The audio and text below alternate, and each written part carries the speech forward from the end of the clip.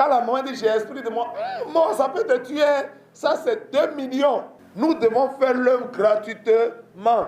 Tu veux prêcher, on t'invite pour prêcher. Tu dis, ah, moi, pour prêcher dans votre église, c'est 2 millions. Aïe, Judas priait aussi et puis les démons sortaient des corps. Judas avait aussi la puissance de la délivrance. Malgré qu'il était voleur, malgré qu'il était cupide, alléluia, malgré qu'il était traître, il chassait aussi les démons. C'est vrai ou c'est faux? C'est vrai. Judas aussi priait, les malades étaient guéris. Judas aussi priait, puis les infirmes, les paralytiques marchaient. Alléluia, il accomplissait des miracles. Mais Jésus, il a fait ça pour que Judas puisse se laisser transformer, qu'il se répande, qu'il change de vie. Alléluia, et qu'il s'attache résolument à l'obéissance et à la soumission de la parole de Dieu.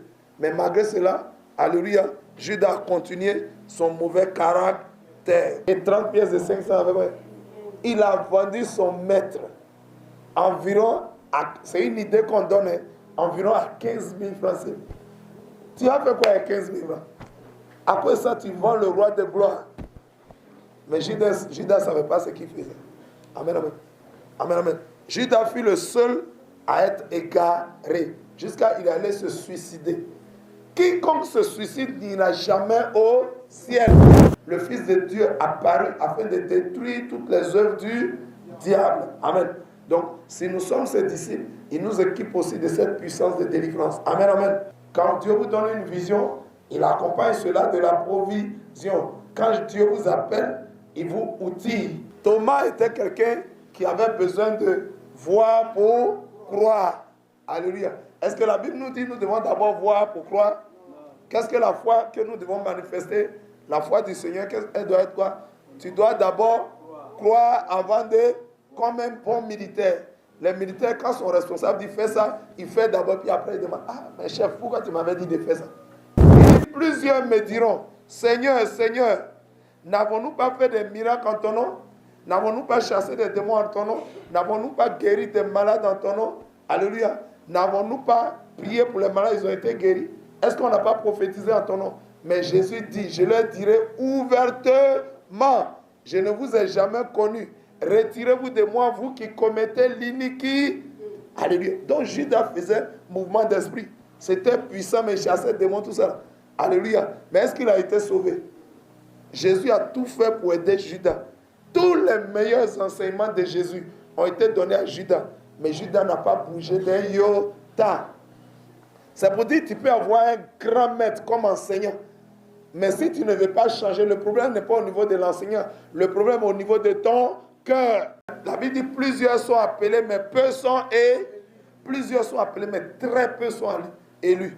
Très peu sont élus. Jésus a appelé 12 apôtres. 11 se sont laissés transformer. Mais il y a un qui est resté intact. Il y a un qui est resté inchangé. C'est la personne de Judas Iscariote. Malgré la grandeur de l'enseignant qu'il a eu, malgré la puissance des enseignements qu'il a reçus du Maître lui-même, Jésus-Christ de Nazareth. Jésus-Christ qui est le plus grand enseignant et qui lui-même est la parole de Dieu et qui est Dieu. Il a enseigné Judas, mais Judas est resté. Vous voyez que Dieu contrôle l'univers tout entier, mais il y a des hommes qui ne seront jamais sauvés. Est-ce que c'est la faute de Dieu? Est-ce que c'est la faute de Dieu? Est-ce que Dieu n'a pas assez de puissance pour sauver toute l'humanité? Non. Il s'agit du cœur de chacun. C'est-à-dire, Simon veut dire roseau. Un roseau est comment? Ouais, le roseau, il est balancé de part et d'autre. Il n'est pas stable. Donc, Dieu ne change pas les noms pour changer les noms, mais il change les noms par rapport à ce que les gens étaient avant et par rapport à la destinée qu'il leur réserve, par rapport au ministère qu'il leur réserve. Alléluia. C'est par rapport à ça que l'Éternel Dieu change leur nom. Amen, amen. Si ton nom n'a aucun problème, si ton nom n'a pas une connotation mauvaise, alléluia, alléluia, c'est-à-dire sous-entendu mauvais, Dieu laisse ton nom tel qu'il est. Si ton nom peut être une source de bénédiction, parce que chaque nom est rattaché, à chaque nom est rattaché une destinée. Amen, amen. À chaque nom est rattaché un avenir, un devenir. Donc quand il y a un nom qui ne convient pas, quand Dieu voit que ce nom que tu portes ne va pas convenir à la destinée qui veut t'affecter, qui veut t'attribuer, il change tout simplement ton nom. Voilà pourquoi tous les apôtres, leur nom n'a pas été changé. Certains, Dieu a changé leur nom, d'autres, Dieu a conservé leur nom et il a transformé plutôt leur caractère. Acclame la puissance de la parole. Nous devons faire l'œuvre gratuitement. Alléluia. Tu veux prêcher. Alléluia. Tu veux prêcher, on t'invite pour prêcher. Tu dis, ah, moi, pour prêcher dans votre église, c'est 2 millions. Aïe, quand la maman dit, j'ai esprit de moi, moi, ça peut te tuer. Ça, c'est 2 millions. Il facture par rapport, en fonction des esprits. La parole de Dieu dit, vous avez reçu gratuitement, donné gratuitement. Il y en a qui n'ont pas 20 000. Cependant, ils sont malades. Cependant, ils souffrent. Alléluia. Cependant, ils ont des mauvais esprits. Donc, si on fixe une somme, ou bien on dit c'est payant, alléluia, il y a certains qui ne pourront pas avoir accès au service de Jésus.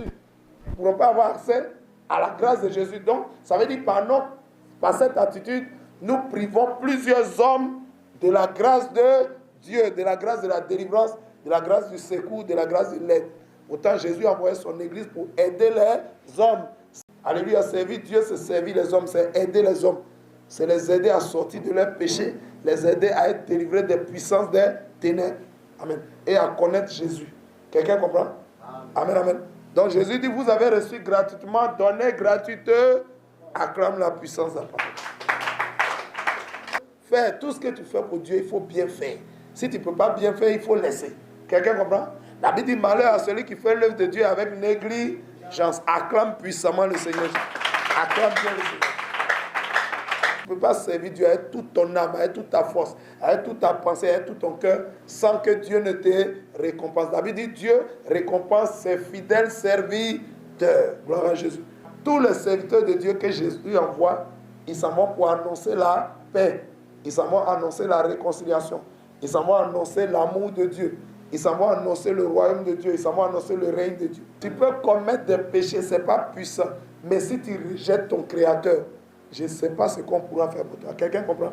Ça devient un danger pour ta vie. Tu ne pourras pas rentrer au ciel. Souvent, certains serviteurs de Dieu, quand ils viennent servir le Seigneur, ils veulent être toujours dans le bonheur. Ils veulent toujours être dans la climatisation. Et quelqu'un qui est en formation, il rencontre des épreuves, des difficultés. Où est les militaires? On les forme où? Dans le fréon? Dans la clim, on les forme où? Dans les forêts. Dans la brousse. Est-ce que la brebis est têtue? Est-ce que la brebis est rebelle? La brebis est obéissante. Mais il y en a qui disent, l'Éternel est mon berger, pourtant il n'obéit pas. L'Éternel n'est même pas ton berger. S'il était ton berger, quand il te parle, tu vas écouter. L'œuvre n'est pas une œuvre de repos. L'œuvre de Dieu, ce n'est pas une œuvre de repos. Pourquoi? Les démons travaillent. Satan et ses démons travaillent sans s'arrêter. Eux, ce sont des esprits. Un esprit ne se fatigue pas. Tu veux servir Dieu. Mais il faut te dire, tu t'en vas dans le feu. Alléluia. Tu t'en vas dans la fournaise ardente. Shadrach, Meshach et Abednego se sont retrouvés où? Quand ils ont montré leur fidélité à Dieu, ils se sont retrouvés dans la fournaise ardente. Personne n'a vu ta souffrance. Mais aujourd'hui, quand Dieu maintenant te révèle, quand Dieu te met maintenant au grand jour, alléluia, et que maintenant il commence à te bénir, les gens vont dire, l'homme de Dieu là, sa puissance, ça lui vient d'où? Il est trop puissant, c'est pas normal. On dirait qu'il a touché un feu étranger. C'est là maintenant on dirait que vont sortir. Quand il souffrait, dans les 40 jours de jeûne, il n'avait rien. Il avait une seule papaye. Il mange un quart au matin. Il mange un quart le soir. La moitié, il garde ça pour une papaye pour 2 jours. Ouais. Quand il souffrait comme ça, dans le manque, il manquait du minimum. Personne ne le connaissait. On ne disait pas c'est un dragon. On ne disait pas il a touché un feu étranger. Mais maintenant, quand Dieu te révèle dans la gloire, quand tu es passé par la vallée, que tu es maintenant au sommet, la puissance de l'homme de Dieu là, ce n'est pas clair. Alléluia. Que 1000 tombent à te côté, que 10 000 à droite, continue d'avancer. Que 1000 te critiquent, que 10 000 te critiquent. Tant que tu sais que tu es dans le vrai, tant que tu sais que ce n'est pas par Belzébul que tu travailles, tant que tu sais que tu n'as pas touché un feu étranger, continue l'œuvre, regarde seulement Jésus et continue le chemin. Parce que c'est que Jésus lui-même il a persévéré. Alléluia. Celui qui persévère, il fait quoi? Celui qui persévère, il n'abandonne jamais. Never give up. Celui qui persévère, il patiente, il n'abandonne jamais. Il est fidèle. Alléluia. Il tient jusqu'au bout. Alléluia. Il va jusqu'au bout de la course. Parce qu'au bout de la course, il y a la récompense. L'œuvre de Dieu n'est pas une œuvre facile, c'est une œuvre difficile. Mais on doit tenir jusqu'au bout. Jésus dit, prenez courage. Jésus est en train de nous encourager.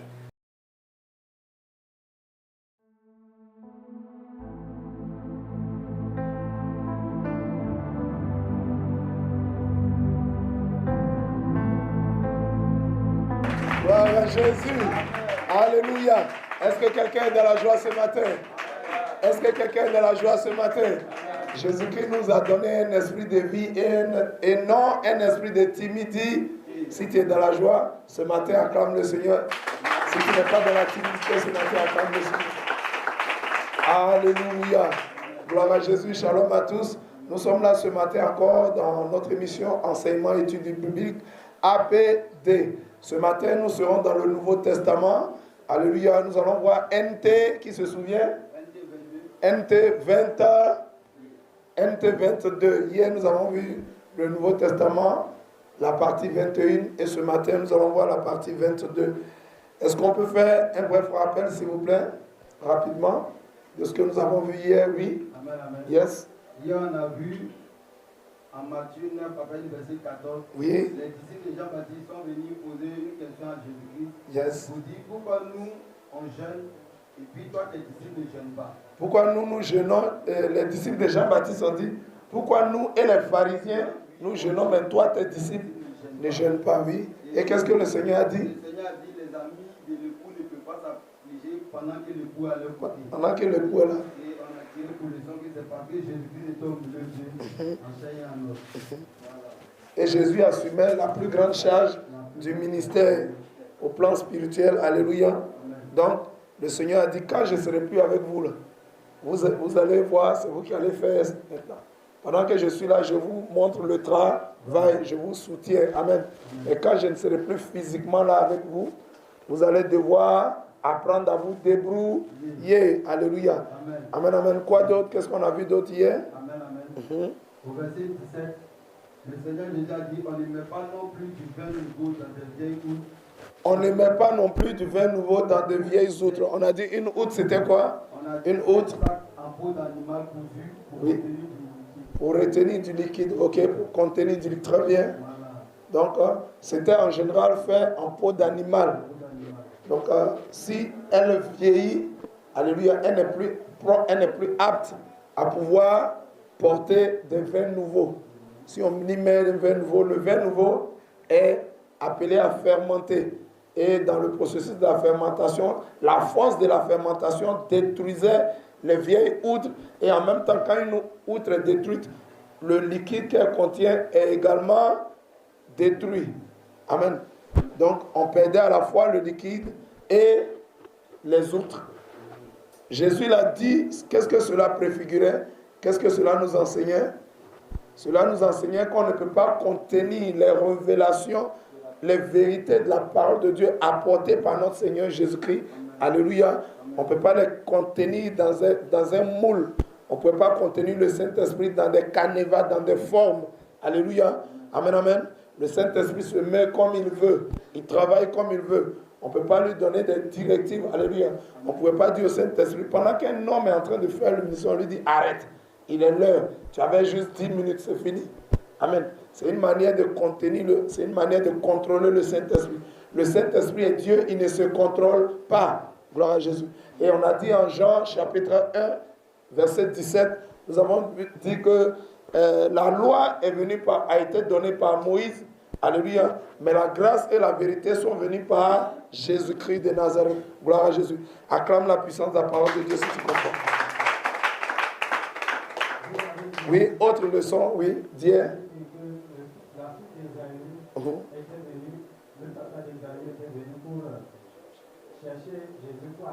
Oui, Jairus, oui, il était venu. Jairus, le responsable de la synagogue, est venu chercher Jésus afin de pouvoir ressusciter sa fille qui était morte. Oui.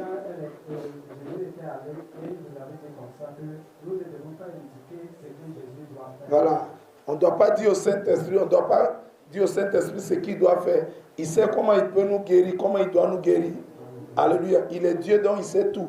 Mais Jairus dit, viens lui imposer les mains pour qu'elle soit ressuscitée. C'est la religiosité. C'est pourquoi Jairus, en tant que chef de la synagogue, c'était un religieux. Vous voyez qu'il était chef de la synagogue, mais il ne pouvait pas apporter une solution au problème de sa fille.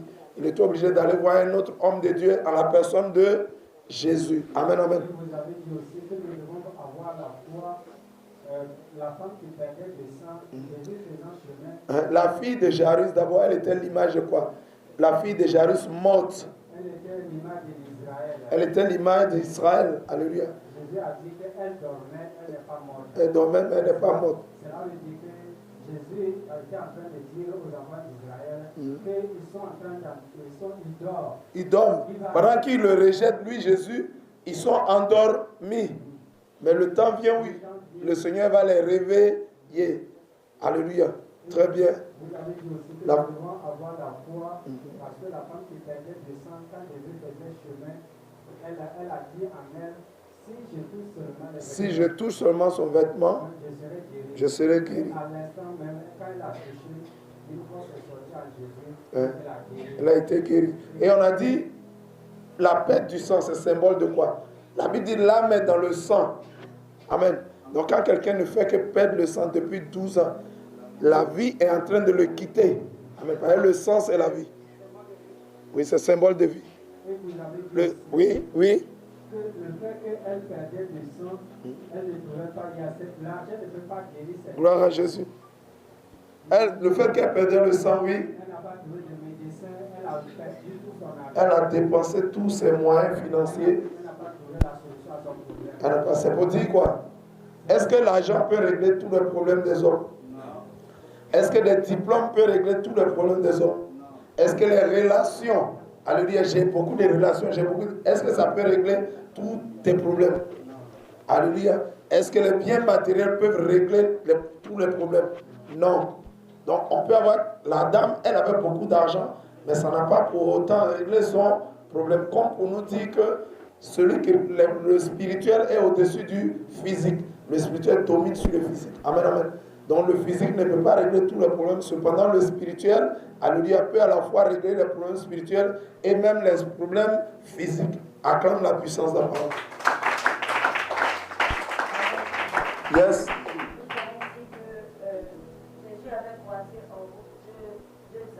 Deux aveugles. On a dit que ici, les deux aveugles, c'est l'image de toute personne qui ne connaît pas encore le Seigneur Jésus, ou encore qui ne s'est pas encore totalement réconcilié avec lui. On a dit aussi que si nous ne comprenons pas totalement les Écritures, les profondeurs, nous sommes des malvoyants. Voilà. Nous sommes des malvoyants spirituels. Donc nous sommes soit des aveugles, ou bien si nous sommes venus au Seigneur, mais nous ne comprenons pas la profondeur des Écritures, nous sommes semblables à des borgnes. Le borgne, il voit un peu, mais il ne voit pas parfaitement. Très bien.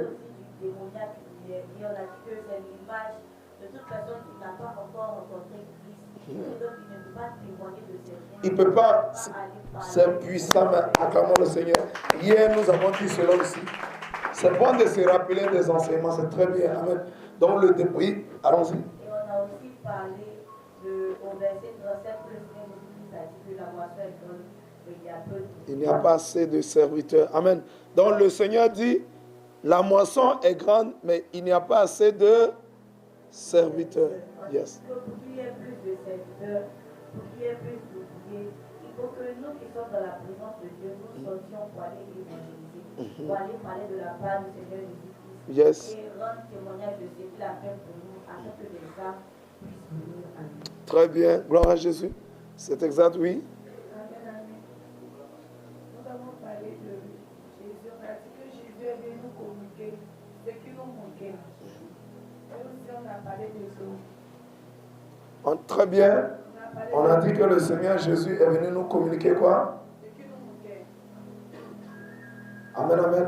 Oui, ce qui nous manquait. C'est-à-dire qu'il est venu pour combler notre vide. Jésus est venu pour combler notre vide. Il est venu pour nous apporter la solution. On a vu ça hier aussi. On va terminer les leçons d'hier. Amen. Oui. Puis au verset 34, ils ont dit que les pharisiens ont dit que c'est par le prince des démons que Jésus chassait les démons. Mais on a dit que si tu n'es pas lumière, tu ne peux pas chasser les ténèbres. Si tu n'es pas... Quand la lumière arrive, les ténèbres disparaissent. Amen. Et que les ténèbres ne peuvent chasser eux-mêmes les ténèbres. Donc Jésus n'est pas ténèbres, il est lumière. Et c'est par cette lumière-là, si nous l'avons reçue, nous aussi nous pourrons faire comme lui qui a dit chasser les démons. Acclame le Seigneur Jésus. Acclame le Seigneur Jésus. Alléluia, c'est la vérité. Donc hier on a dit ça, on a dit Satan ne chasse pas Satan. On a dit quoi d'autre? Alléluia. Le Saint-Esprit ne chasse pas le Saint-Esprit. Amen. On a parlé de l'eau. On a dit l'eau est le symbole du Saint-Esprit et la parole de Dieu. Et on a parlé aussi du sel. On a dit le sel, c'est la purification. Et on a parlé de l'huile. On dit que c'est le symbole du Saint-Esprit. Oui. On a dit que l'huile, c'est le symbole du Saint-Esprit. Et l'eau, c'est aussi le symbole à la fois du Saint-Esprit et de la parole de Dieu. Et on a dit le sel, c'est le symbole de quoi? La purification, la pureté, la sainteté, la sanctification. Amen, amen. On peut donner gloire au Seigneur? Oui. Jésus qui a dit qu'il y a peu d'ouvriers, ne peut pas t'envoyer dans un endroit et te dire en même temps de sortir encore. Donc si tu viens dans une mission, tu dois pouvoir rester là-bas parce qu'il n'y a pas assez d'ouvriers. Et ce même Jésus ne peut pas te dire encore de partir. Jésus ne peut pas te dire, ah, il n'y a pas assez d'ouvriers. Il t'envoie dans une mission et il te dit encore, il faut partir. Pourtant, il dit, il n'y en a pas assez. Une chose qu'il n'y en a pas assez et que les gens partent, ça fait quoi encore? Ça diminue le petit nombre encore d'ouvriers qui est là. Gloire à Jésus. Amen, amen. Quand on dit qu'il n'y en a pas assez, ça veut dire qu'il y a quel besoin? On doit à jour, on doit complet, on doit encore envoyer. Mais le même Jésus ne peut pas te dire viens servir et en même temps il te dit il faut partir encore. Ce n'est pas logique. Amen, amen. Donc hier nous avons vu tout ça. Acclamons le Seigneur Jésus. Dernière leçon. Amen, amen. Yes. Au verset 30 de Matthieu chapitre 9, Oui. lorsque Jésus a guéri les deux aveugles, il a recommandé de ne pas parler de ça. Voilà. On a dit pour les hommes que c'était à cause de l'humilité. En premier lieu, Yes. ils ne veulent pas la gloire qui vient des hommes. Ils ne veulent pas la gloire qui vient des hommes. Humilité, refus de la gloire qui vient des hommes, oui. Troisième, il voulait que chaque être humain l'expérimente de façon particulière. Il voulait que chacun de nous l'expérimentions de manière individuelle, de manière personnelle, de manière particulière. Alléluia. Acclamons la puissance de la parole de Dieu. Nous allons commencer l'étude de Bible d'aujourd'hui. Par la grâce de notre Seigneur Jésus. Hier, nous étions toujours dans Matthieu chapitre 9 et par la grâce de Dieu, nous avons achevé Matthieu chapitre 9. Ce matin, nous allons prendre nos Bibles en Matthieu chapitre 10. Quelqu'un est-il dans la joie? Si tu es dans la joie, acclame le Seigneur. Vous savez, n'oubliez jamais que la parole de Dieu est esprit et vie. Et en tant qu'esprit, alléluia, elle nous communique la puissance de l'esprit de Dieu. Amen. La parole de Dieu est esprit et vie. La parole de Dieu est une grande bénédiction. Amen, amen. Donc nous devons toujours être dans la joie quand il s'agit de la méditer. Quand il s'agit de la lire et de la méditer. Soyons toujours dans la joie. Ne nous lassons pas d'étudier la parole de Dieu. Amen. Amen, amen. Ne nous lassons pas de la lire et de la méditer. Nous prenons donc Matthieu chapitre 10. Tous ceux qui nous suivent en ligne peuvent également prendre les Écritures. Matthieu chapitre 10. Vous également, tous les serviteurs et servants de Dieu qui sont ici à l'école biblique, EIDSJC, École internationale des disciples de notre Seigneur et Sauveur Jésus-Christ de Nazareth, vous pouvez prendre votre Bible en Matthieu chapitre 10. Et nous lisons Matthieu chapitre 10. Puis, ayant appelé ses 12, alléluia, il leur donna le pouvoir de chasser les esprits impurs et de guérir toute maladie et toute infirmité. Gloire à Jésus. La Bible dit Jésus appela ses disciples. Alléluia. Quand Jésus nous appelle, la Bible dit Jésus appelle ses disciples et il leur donne le pouvoir. Jésus lui-même l'avait dit d'abord, tous les pouvoirs m'ont été donnés dans les cieux, sur la terre et sous la terre. Et il dit, je vous donne ce pouvoir. Alléluia. Donc quand ça manifeste ici le fait que quand Dieu vous appelle, alléluia, alléluia, il vous donne en même temps la provision. Quand Dieu vous donne une vision, il accompagne cela de la provision. Quand Dieu vous appelle, il vous outille. Alléluia. Il vous outille. Alléluia. Il vous donne les facultés pour pouvoir accomplir la mission pour laquelle il vous a envoyé. Alléluia. Quand le Seigneur nous donne la vision, il accompagne la vision de la provision. Donc, avant de les envoyer, Jésus leur donne le pouvoir. Il leur donne les pouvoirs. Alléluia. Gloire à Jésus. Dans le verset 2, la Bible dit, Dans le verset 1, c'est le pouvoir de chasser les esprits impurs et de guérir toute maladie et toute infirmité. Ça concerne quoi? Pouvoir de chasser les esprits impurs. La délivrance. Pouvoir de chasser tous les mauvais esprits. Jésus nous a équipés, il a équipé son église de la puissance de la délivrance totale. Alléluia. Pouvoir de chasser tous les mauvais esprits. La Bible ne dit-elle pas en 1 Jean 3, verset 8, le Fils de Dieu apparut afin de détruire toutes les œuvres du diable. Amen. Donc, si nous sommes ses disciples, il nous équipe aussi de cette puissance de délivrance. Amen, amen. Jésus chassait-il des démons ou bien ne chassait-il pas les démons dans son ministère? Ça veut dire nous aussi, en tant que ses disciples, il nous oint pour que nous puissions continuer l'œuvre qu'il a commencé. Gloire à Jésus. Donc, Jésus nous envoie pour chasser des esprits mauvais. Amen, amen. Ensuite, la Bible dit, pour guérir toute maladie. Gloire à Jésus. Jésus nous a équipés aussi pour prier pour que les malades soient guéris. Il s'agit à la fois des malades physiques comme des malades spirituels. Ça concerne les maladies physiques et ça concerne les maladies spirituelles.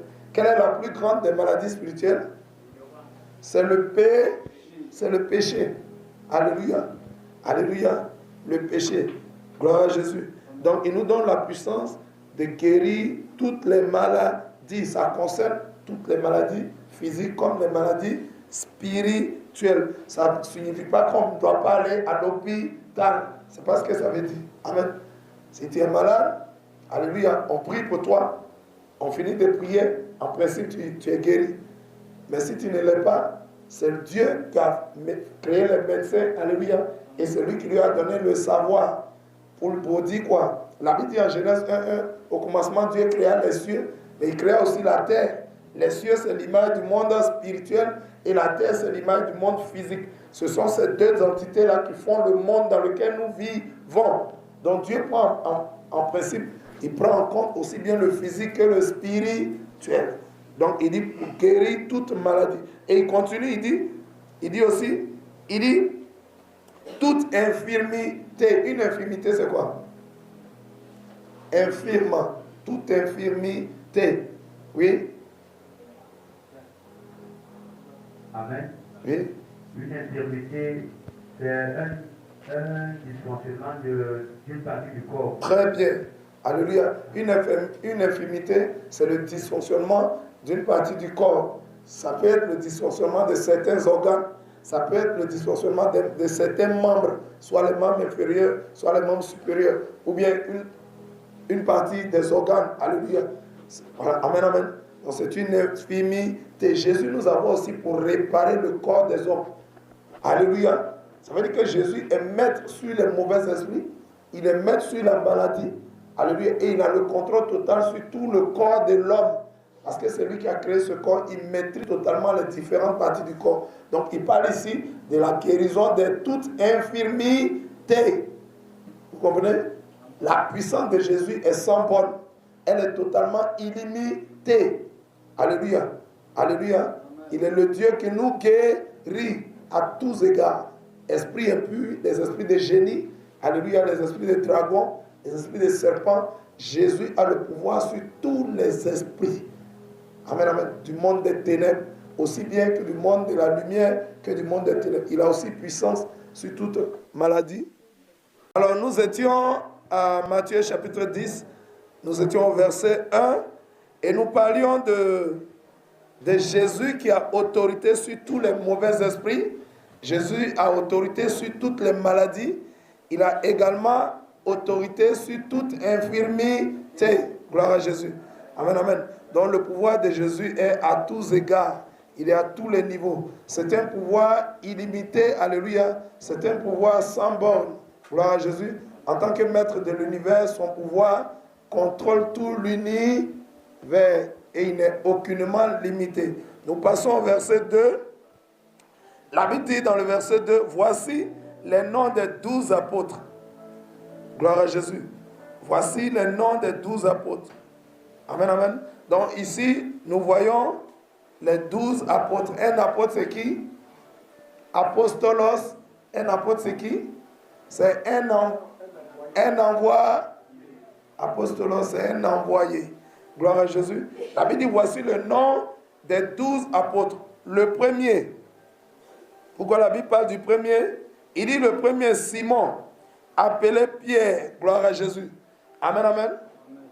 Amen, amen. La Bible dit Jésus les envoya, il les appelait et il les envoya 2 à 2. Nous voyons ici que la Bible dit, voici les noms des 12 apôtres. Le premier, Simon, appelé Pierre, et André, son frère. Gloire à Jésus. Amen. Il faut dire que Simon et André, alléluia, étaient d'abord des disciples de Jean le Baptiste. Amen, amen. C'était d'abord, oui, Simon et son frère André étaient d'abord disciples de Jean-Baptiste. Et un jour, ils étaient à Jean-Baptiste. Jean-Baptiste a dit, voici l'agneau de Dieu qui ôte le péché du monde. Automatiquement, il dit, ah, donc nous on est avec la photo. Voici le véritable même qui est là-bas. Donc automatiquement, ils ont rejoint Jésus. Et donc Jésus les a appelés, il les a pris comme ses disciples. Donc les 2 frères, Simon, appelé Pierre, s'effacent par Jésus. Donc Pierre et son frère André. Gloire à Jésus. Amen, amen. Amen, amen. Donc quand Jésus les appelait, il a appelé 2 frères et il les envoya. Ensuite, la Bible dit que, vous avez vu, la plupart des disciples étaient de la Galilée. Amen, amen. Ils étaient galiléens.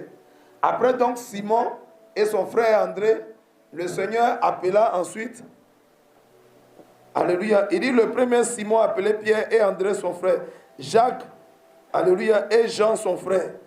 Jacques, alléluia, Jacques était appelé Jacques le majeur et son frère André, alléluia.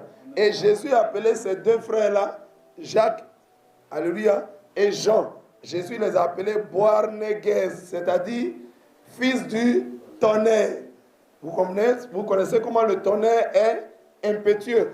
Tout simplement parce qu'au moment où Jésus les a appelés, ces 2 frères, ils avaient un caractère impulsif. Ils étaient impulsifs. Ils se fâchaient vite. Ils réagissaient rapidement. Quand tu leur dis, ils réagissent en même temps. Donc ils étaient impulsifs. Alléluia. Mais néanmoins, est-ce qu'à cause de ça, Jésus ne les a pas appelés? Jésus les a quand même appelés, malgré leur impétuosité. Alléluia. Amen, amen. Malgré leur caractère prononcé, malgré leur caractère vif, Jésus les a tout de même appelés. Pourquoi? Vous voyez, nous pouvons tirer comme leçon ici que, quel que soit notre caractère, Jésus nous appelle à le servir. Gloire à Jésus. Amen, amen. Pourquoi, malgré nos mauvais caractères, nos mauvaises attitudes, Jésus nous appelle tout de même? Pourquoi? Parce que c'est lui qui nous a créés et quand il nous appelle, il souhaite nous transformer. Il désire qu'on se laisse transformer par lui afin qu'il opère le ministère de la transformation. Qu'est-ce que cela signifie? Ça veut dire que Jésus nous appelle tel que nous sommes, mais il ne veut pas qu'on reste comme nous sommes. Il espère nous changer. Alléluia. Il espère nous transformer afin de nous donner un excellent témoignage. Gloire à Jésus. Amen, amen. Donc, malgré qu'ils étaient vifs, les 2 frères, il les a tous de même appelés. Donc, le premier Jacques s'appelait le majeur. Pourquoi? Parce qu'il y a un deuxième Jacques. Alléluia. Le fils de... Alléluia. Le deuxième Jacques, c'est le fils d'Alphée. Jacques, le fils d'Alphée. Donc, pour différencier Jacques, alléluia, le fils de Zébédée, de Jacques, le fils d'Alphée. Le premier, on l'appelle Jacques le majeur, et le deuxième, Jacques le mineur. Gloire à Jésus. Donc Jacques et son frère Jean étaient fils de Zébédée. Vous vous souvenez, un jour, la mère de Zébédée, des 2 fils, est allée au devant de Jésus. Elle a fait une demande très bizarre. Elle a dit à Jésus, j'aimerais que mes 2 fils, comme chaque parent qui aimerait que ses enfants soient bien positionnés. Elle allait voir Jésus pour dire, j'aimerais que mon fils Jacques soit l'un à ta gauche et l'autre à ta droite. Elle cherchait positionnement pour ses enfants. Jésus a dit, est-ce que tu sais de quoi tu parles? Alléluia. C'est vrai que vous allez porter votre croix, tes enfants vont porter leur croix. Mais se tenir un à ma droite et à ma gauche, tu ne sais pas ce que ça représente. Amen. Gloire à Jésus. Et donc, ces 2 frères ont été appelés. Alléluia. Ils ont été appelés et le Seigneur, finalement, a travaillé avec eux. La Bible nous parle, on continue. La Bible nous parle ensuite de Philippe et Barthélemy. Gloire à Jésus. Amen, amen. Amen. Il s'agit de Philippe l'apôtre. Il y a eu plusieurs Philippe, mais ici c'est Philippe l'apôtre, le disciple de Jésus. Il y a eu Philippe le diacre, qu'on appelle l'évangéliste Philippe. C'est lui qui a baptisé l'eunuque éthiopien en Actes chapitre 8. Amen, amen. Donc il ne s'agit pas de Philippe l'évangéliste, alléluia, ou bien de Philippe le diacre. Philippe l'évangéliste et Philippe le diacre, c'est la même personne. Amen, amen. Mais il s'agit de Philippe, alléluia, le diacre. Gloire à Jésus. L'apôtre de Jésus. Philippe était de Bethsaïda. Amen, amen. Amen, amen. Et Jésus l'appela avec Barthélemy. Amen, amen. Barthélemy était qui? Vous allez voir dans certaines versions, le Seigneur appelle Barthélemy Nathanaël. Amen. Dans d'autres versions, c'est la même personne. Barthélemy, c'est Nathanaël. Mais Nathanaël, en hébreu, Nathan et elle. Nathan, c'est le don. C'est le don. Et elle, c'est le don de Dieu, Nathanaël. Donc, c'est la même personne. Barthélemy et Nathanaël, c'est la même personne. Vous vous souvenez que Jésus avait prophétisé sur Nathanaël. Il a dit, avant que je t'avais déjà. Amen, amen. Gloire à Jésus. Donc, Barthélemy, alléluia, acclame le Seigneur Jésus-Christ de Nazareth. Amen, amen. Que ce soit Barthélemy, que ce soit Simon, il était également un disciple de Jean-Baptiste. Et après, il a rejoint Pierre et André en tant que disciple désormais de Jésus. Nous voyons ensuite Matthieu. Nous avons déjà parlé de Lévi Matthieu, le publicain. Un publicain, il était comment? Hein? Un agent des impôts. Mais qu'est-ce qu'il faisait souvent? Ils étaient pour la plupart des corrompus. Est-ce que ça empêchait Jésus d'appeler Matthieu? Oui. Que tous les apôtres que Jésus appelait, chacun avait son caractère. Alléluia. Il avait son comportement qui n'était pas bon. Mais ça n'empêche pas Jésus de les appeler. Donc Matthieu, en tant que publicain, c'est-à-dire un agent des impôts, un collecteur des impôts, a été tout de même appelé. Gloire à Jésus. Amen, amen. Et il a été appelé avec qui? Je lis, on dit Philippe et Barthélemy, Thomas et Matthieu. Thomas, c'était qui? Thomas a une particularité. Gloire à Jésus. C'est Thomas, quand Jésus a été ressuscité, alléluia, et il a commencé à apparaître à ses disciples. Un jour, on va prendre le texte. Prenons Jean 1, verset. Alléluia. Prenons ça, on va lire ça rapidement. Jean chapitre 20, à partir du verset 24. On va lire rapidement. Gloire à Jésus. Et nous lisons, je lis.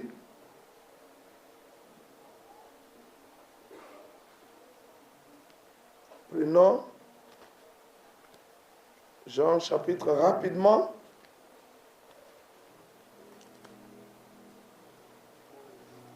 Voilà. Il faut qu'on soit prompt. Jean 20, 24. Je lis rapidement. Thomas, appelé Didyme, l'un des 12, n'était pas avec eux lorsque Jésus vint. Alléluia. Les autres disciples lui disent, donc nous avons vu le Seigneur. Mais il a dit, si je ne vois pas dans ses mains la marque des clous, et si je ne mets pas mon doigt dans la marque de ses clous, alléluia, si je ne mets pas ma main dans son côté, je ne croirai point.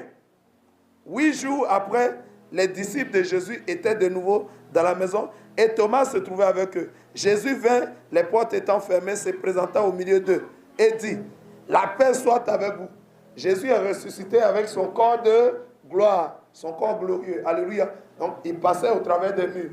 Les disciples étaient là, ils passaient et puis ils les rejoignaient.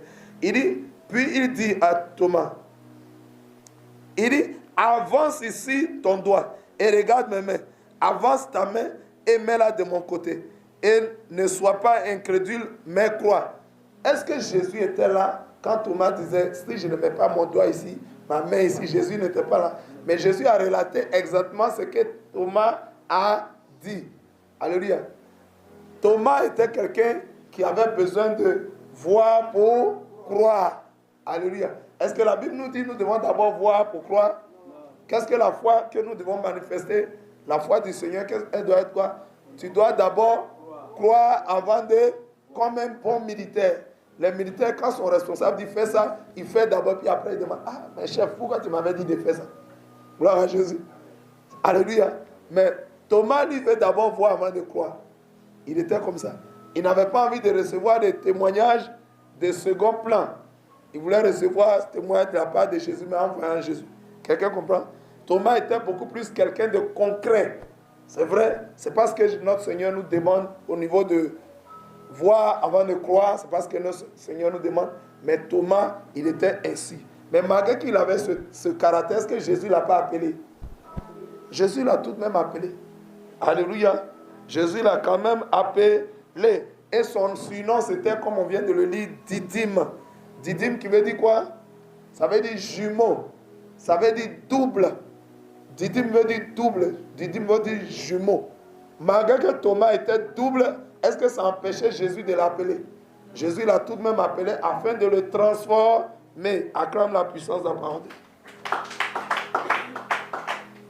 Alléluia. Amen, amen. Gloire à Jésus. On continue. Et nous voyons aussi là, nous continuons la lecture. Retournons à Matthieu chapitre 10. Et je lis. Nous sommes au verset 3. Philippe et Barthélemy, Thomas et Matthieu le publicain, Jacques fils d'Alphée et Thaddée. Alléluia. Donc Matthieu aussi était corrompu, mais ça n'a pas empêché Jésus de l'appeler. De par son travail, il était corrompu. Jacques fils d'Alphée et Thaddée. Donc on parle ici de Jacques le mineur. Il était le fils d'Alphée. Alléluia. Et nous voyons Thaddée. Gloire à Jésus. Thaddée ici, son autre nom c'est aussi Jude. Il était le fils de Jacques. Thaddée, vous verrez dans d'autres versions, on va vous parler de Jude. Vous allez dire, ah mais c'est quel nom encore? Donc ils étaient 14 ou 15 disciples. Non. Quand vous entendez Jude, c'est Thaddée. Si vous voyez Thaddée, c'est Jude. Alléluia, le fils de Jacques. Gloire à Jésus. Amen, amen. Donc chacun avait son caractère. Chacun avait son défaut. Nous continuons.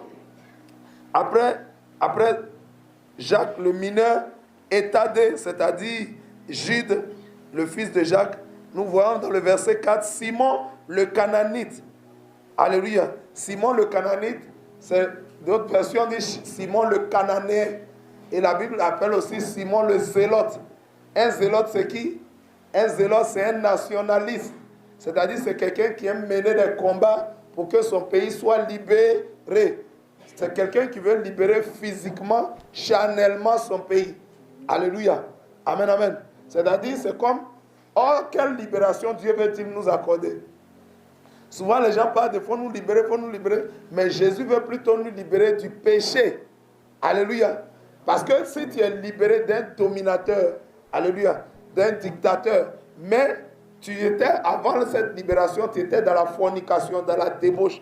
Et les gens disent, il faut nous libérer. Ils veulent qu'on les libère pour qu'ils continuent la fornication. Ils veulent être libérés pour continuer la débauche. Ils veulent être libérés pour continuer leur vie d'adultère. C'est pas ce que Jésus veut pour nous. Parce que quelqu'un qui est délivré d'un oppresseur physique, humain, alléluia, mais qui continue le péché, malgré qu'il a été libéré de l'oppresseur humain, il va aller quand même en enfer. Il va aller dans le lieu de tourment, où il y a des pleurs et des graissements de dents. Or, ce que Dieu veut pour nous, la vie sur cette terre, c'est juste 120 ans. Au maximum pour les plus résistants. Mais Dieu veut que nous allions au ciel, qui est pour l'éternité. Donc, c'est pourquoi il veut nous libérer. Ce qui peut nous empêcher d'aller au ciel, c'est le péché.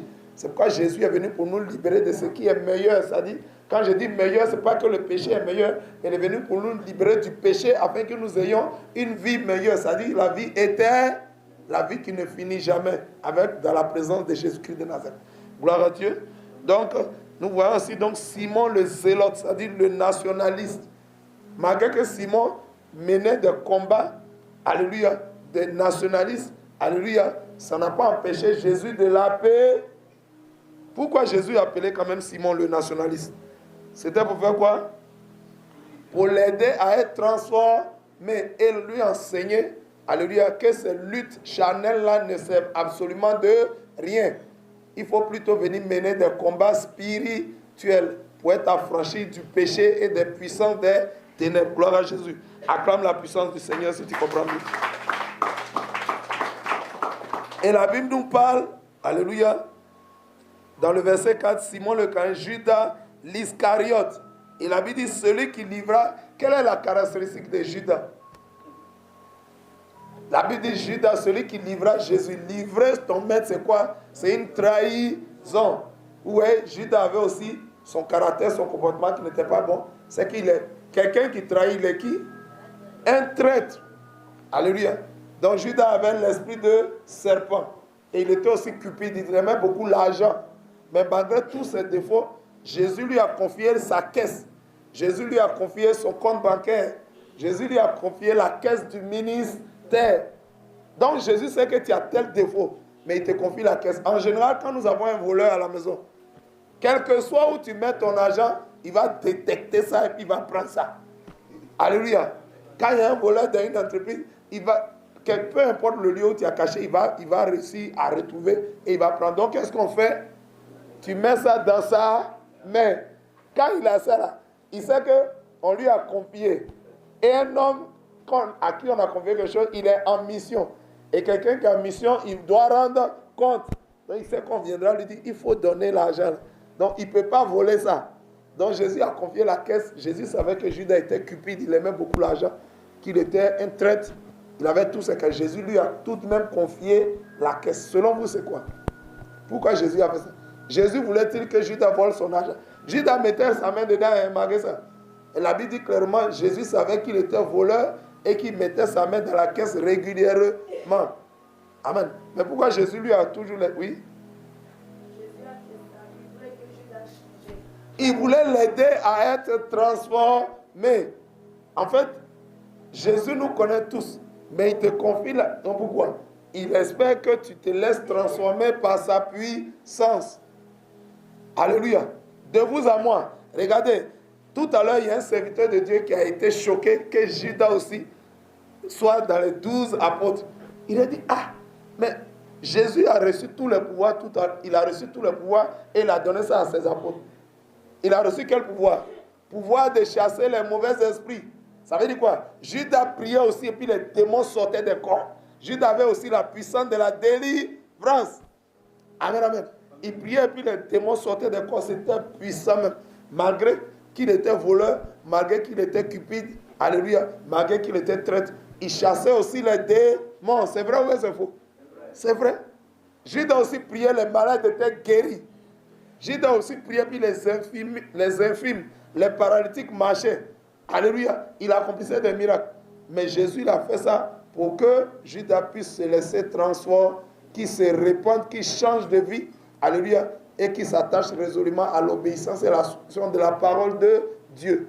Mais malgré cela, alléluia, Judas a continué son mauvais caractère. Gloire à Jésus. C'est pourquoi Jésus pouvait dire en Matthieu 7, verset 22, alléluia, Matthieu 7, verset 22, Jésus pouvait dire, il dit, plusieurs me diront, Seigneur, Seigneur, n'avons-nous pas fait des miracles en ton nom? N'avons-nous pas chassé des démons en ton nom? N'avons-nous pas guéri des malades en ton nom? Alléluia. N'avons-nous pas prié pour les malades, ils ont été guéris? Est-ce qu'on n'a pas prophétisé en ton nom? Mais Jésus dit, je leur dirai ouvertement, je ne vous ai jamais connu. Retirez-vous de moi, vous qui commettez l'iniquité. Alléluia. Donc Judas faisait mouvement d'esprit. C'était puissant, mais il chassait des démons, tout ça. Alléluia. Mais est-ce qu'il a été sauvé? Jésus a tout fait pour aider Judas. Tous les meilleurs enseignements de Jésus ont été donnés à Judas. Mais Judas n'a pas bougé d'un iota. C'est pour dire que tu peux avoir un grand maître comme enseignant. Mais si tu ne veux pas changer, le problème n'est pas au niveau de l'enseignant. Le problème est au niveau de ton cœur. Alléluia. Malgré tous les bons enseignements, tu peux rester sur ta position et ne pas te laisser transformer par la puissance du Saint-Esprit. Acclame la puissance de la parole.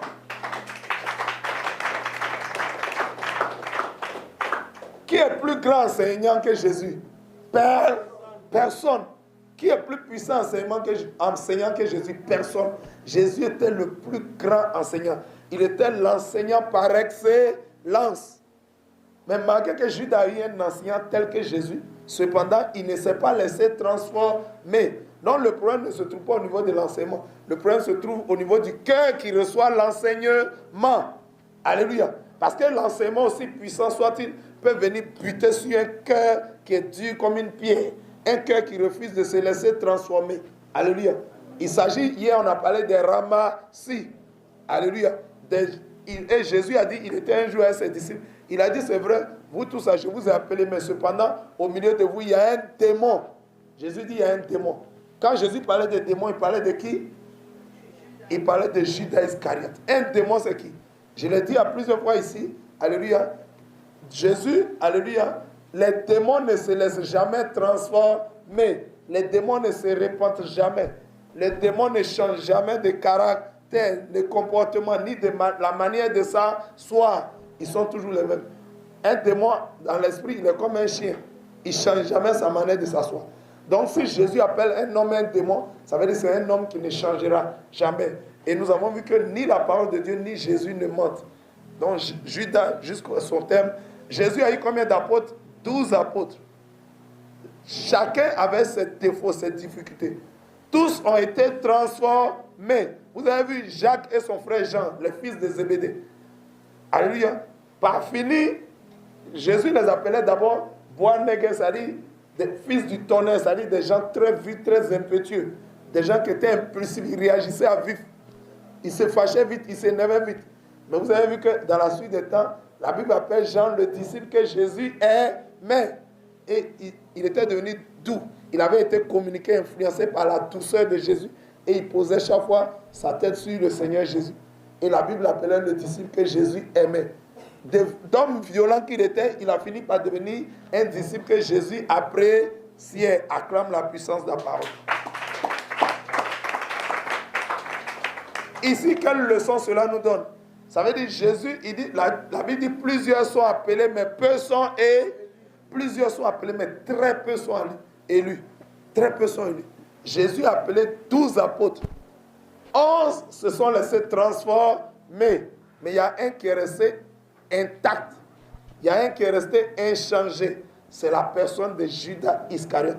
Malgré la grandeur de l'enseignant qu'il a eu, malgré la puissance des enseignements qu'il a reçus du maître lui-même, Jésus-Christ de Nazareth. Jésus-Christ qui est le plus grand enseignant et qui lui-même est la parole de Dieu et qui est Dieu. Il a enseigné Judas, mais Judas est resté. Vous voyez que Dieu contrôle l'univers tout entier, mais il y a des hommes qui ne seront jamais sauvés. Est-ce que c'est la faute de Dieu? Est-ce que c'est la faute de Dieu? Est-ce que Dieu n'a pas assez de puissance pour sauver toute l'humanité? Non. Il s'agit du cœur de chacun. Il y a des gens, malgré toute la bonté, tout l'amour de Dieu, ils n'accepteront jamais sa main tendue. Et donc cela fera que c'est eux-mêmes qui auront rejeté la grâce que Jésus leur tend. Amen, amen. Ce n'est pas la faute de Jésus.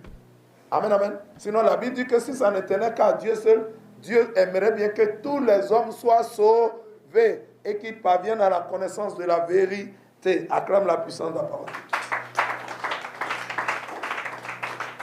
Alléluia.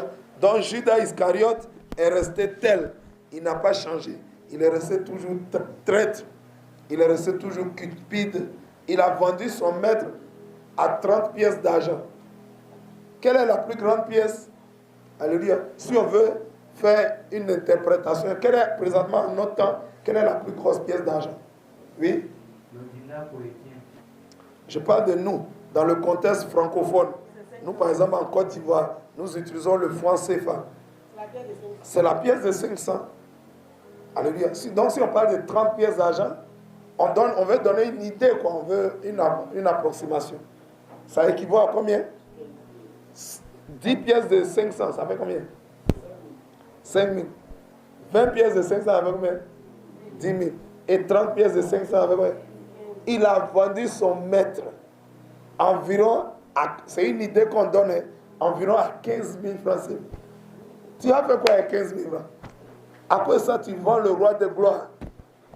Mais Judas ne savait pas ce qu'il faisait. Amen, amen. Amen, amen. Judas fut le seul à être égaré, jusqu'à il allait se suicider. Quiconque se suicide n'ira jamais au ciel, parce que tu ne t'es pas donné la vie. Donc tu ne peux pas t'enlever la vie toi-même. Tu ne peux pas te ôter la vie. Si tu te ôtes la vie, non seulement c'est un crime, c'est un meurtre, mais c'est un meurtre contre ta propre personne. Et tu n'entreras jamais au ciel. Quelqu'un peut acclamer la puissance de la parole. Toute personne qui se donne la mort, il n'y a pas ta place au ciel. Si tu te donnes la mort, il n'y a pas ta place au ciel. Si tu donnes la mort aux autres, tu n'entreras pas au ciel. À moins que tu ne te répandes sincèrement, alléluia. Amen, amen. Je dis bien sincèrement, véritablement, entièrement. Et que le Seigneur t'accorde sa miséricorde. Acclamons la puissance de la parole. Nous continuons. Verset 5. Tels sont les 12 que Jésus envoya après leur avoir donné les instructions suivantes. Amen, amen. Amen, amen. Ici, nous avons vu ce chapitre 10 peut être sectionné en plusieurs compartiments. Par exemple, alléluia, nous pouvons prendre par exemple, du verset 1 au 4, alléluia, nous pouvons intituler ça les 12 apôtres de Jésus. Amen. Du verset 5 au verset 15, on peut intituler ça Jésus envoie les 12 apôtres pour annoncer la bonne nouvelle. On va lire ça. Verset 5. Tels sont les 12 apôtres que Jésus envoya après leur avoir donné les instructions suivantes. N'allez pas vers les païens et n'entrez pas dans les villes des Samaritains. Allez plutôt vers les brebis perdues de la maison d'Israël. Allez prêcher, dites, le royaume des cieux est proche. Qu'est-ce que Jésus prêchait régulièrement? Jésus prêchait le royaume. Quand on parle de royaume, il s'agit de quoi? Le règne de Dieu. Amen. Dans le royaume de Dieu, il y a le règne de Dieu. Amen. Il dit, allez prêcher le royaume. Il dit, le royaume des cieux est proche. Guérissez les malades. Qu'est-ce que les apôtres doivent faire là-bas? Ils doivent guérir les malades. Ressusciter les morts. Ressusciter les morts, ça veut dire quoi? Alléluia. Ressusciter, c'est redonner la vie. Ça veut dire, avant, c'est quelqu'un qui avait la vie. Alléluia. Et de la vie qu'il avait, il est passé à la mort. Il s'agit de le ramener à la vie. Amen, amen. Amen, amen. C'est ça le mouvement de la résurrection. Acclamons le Seigneur. Non. Oui, il y a le prophète a une question. Oui, allons-y, prophète. Il y a, quand on lit le verset 5, David dit, tels sont les 12 que Jésus envoya après leur avoir donné des instructions suivantes. N'allez pas vers les païens et n'entrez pas dans les villes des Samaritains. Allez plutôt vers les brebis perdues de la maison d'Israël. Je voulais qu'on s'arrête là et poser la question de savoir. D'accord. Normalement, Jésus était venu pour l'humanité. Amen, amen. Pourquoi, à cet instant précis, amen. Il donne cette instruction ferme? Gloire à Jésus. Acclamons la puissance de la parole de Dieu. Excellente question. Excellente question. Alléluia. Amen, amen. C'est la vérité. C'est la vérité. En principe, Jésus est venu pour toute l'humanité. Mais ici, dans ce passage, Jésus donne des instructions claires, fermes. Alléluia. Où il demande à ce que ces 12 apôtres n'aillent pas, alléluia, vers les Samaritains, n'aillent pas vers les païens, mais aillent plutôt vers les brebis égarées du peuple d'Israël. Amen, amen. La Bible dit le salut vient des Juifs. En fait, en disant cela, alléluia, dans d'autres versions, vous allez voir, la Bible dit, allez d'abord. Ouais, non. Amen, amen. Jésus mettait ici la priorité sur les Juifs. Alléluia. Sur Israël. Amen, amen. Pourquoi? Parce que les patriarches, alléluia, Dieu est en alliance avec les patriarches.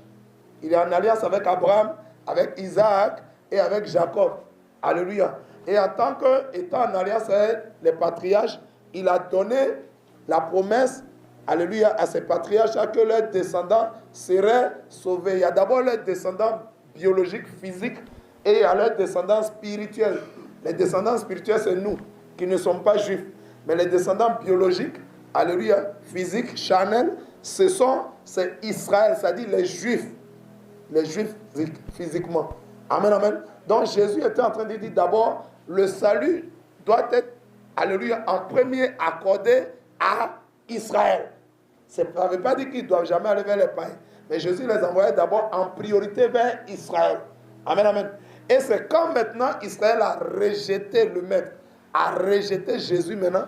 Vous connaissez cette histoire dans la Bible, dans les évangiles, où un roi a appelé des hommes honorables, des hommes dignes.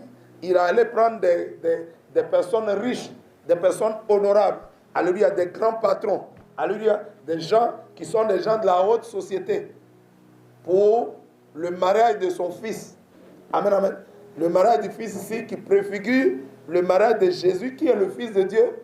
C'est Jésus. Ça préfigure son mariage avec son épouse, qui est l'église, le corps du Christ que nous représentons aujourd'hui. Donc quand cet homme, quand ce grand roi, qui est Dieu, a invité ces personnes qu'il a jugées dignes de venir aux noces, et de venir aux noces de son fils, et a dit, moi j'ai mon champ, je vais m'occuper de mon champ. L'autre dit, non, j'ai ma maison à construire. L'autre dit, j'ai ceci à faire, cela à faire. Et ils ont rejeté l'offre. Qu'est-ce que le roi a dit? Le roi était tellement déçu. Il aurait espéré que ceux qu'il a visés les premiers viennent pour partager, alléluia, les bénédictions des noces. C'est-à-dire le salut. Spirituellement, c'est le salut. Mais ils ont rejeté. Le roi a dit quoi? Allez-y un peu partout, prenez des pauvres, des estropiés, des malades, des lépreux, des gens même à qui il ne pensait pas avant. C'est là aujourd'hui que nous avons eu le salut. C'est-à-dire ceux qui ne sont pas... Ceux qui veulent acclamer, tu acclames bien. Alléluia. Anciennement, nous étions comme des personnes qui ne sont pas prévues pour le salut. Alléluia. Mais désormais, vous avez vu, regardez un peu. La première église que conduisait Moïse, elle était constituée essentiellement de qui? Elle était constituée essentiellement d'Israël. Alléluia. Mais de la même manière que Dieu a envoyé Moïse pour délivrer Israël de la captivité, de l'esclavage de l'Égypte, c'est de cette même manière, alléluia, quand l'église primitive, quand la première église a commencé, sous la nouvelle alliance, vous avez vu que qui était dans la chambre haute désormais? Les 12 apôtres qui sont devenus 120 apôtres. Ils se sont multipliés par 10. Qui désormais était là? Il y avait des hommes de toutes les ethnies, les hommes de toutes les races, de tous les peuples qu'on appelle les nations. Ils étaient tous là dans la chambre haute. Alléluia. Et amen, amen. C'est l'image de l'église aujourd'hui. L'église aujourd'hui, c'est le rassemblement de tous ceux qui ont pris conscience de leur vie de péché, qui se sont repentis, alléluia, et qui ont reçu Jésus dans leur cœur, l'ont accepté comme leur seul Seigneur et leur seul Sauveur. Désormais, nous pouvons avoir des Chinois, nous pouvons avoir des Américains, nous pouvons avoir des Allemands, nous pouvons avoir des Français, alléluia, nous pouvons avoir les Africains. En Afrique même, l'église est beaucoup implantée, alléluia. Les Africains aiment beaucoup Jésus. Amen, amen. Nous pouvons avoir maintenant toutes les peuples. Quand vous allez dans une église aujourd'hui, vous trouvez qui? Vous trouvez une seule ethnie? Vous trouvez une seule race? Vous trouvez une seule ethnie? Non. Vous trouvez une seule race? Non. C'est le principe de l'église. Puisque ceux qui étaient visés au départ ont rejeté l'offre, alléluia, qu'est-ce qui s'est passé aujourd'hui? Le Seigneur a ouvert la porte à tous. Et c'est par la grâce que nous sommes aujourd'hui sauvés. Acclame la puissance de la parole. Amen, amen. Est-ce que j'ai répondu à la question du prophète? Le prophète est là? Il dit c'est bon? Il dit c'est bon?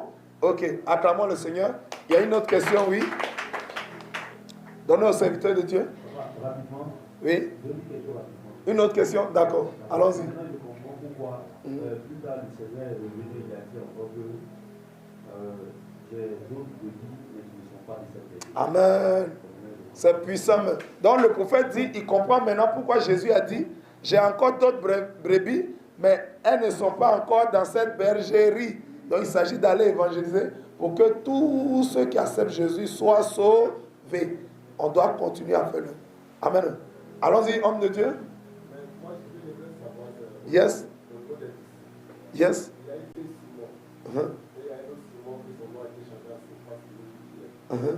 Mais pourquoi l'autre, c'est Simon, le national, son nom n'a pas été changé? Ah, son nom n'a pas été changé. Gloire à Jésus. Ok, la question de l'homme de Dieu, il se rend compte, quand nous avons cité la liste de 12 apôtres, qu'il y a eu aussi 2 Simons. Amen, amen. Il y a eu 2 Simon, mais il s'est dit, mais si le nom du premier Simon a été changé en Céphas, alléluia, pourquoi le nom également du deuxième Simon, le nationaliste, n'a pas été changé? Vous pouvez voir dans la Bible, depuis Genèse jusqu'à Apocalypse, alléluia, tous les serviteurs de Dieu que Dieu mentionne, est-ce que Dieu a changé le nom de tous ses serviteurs?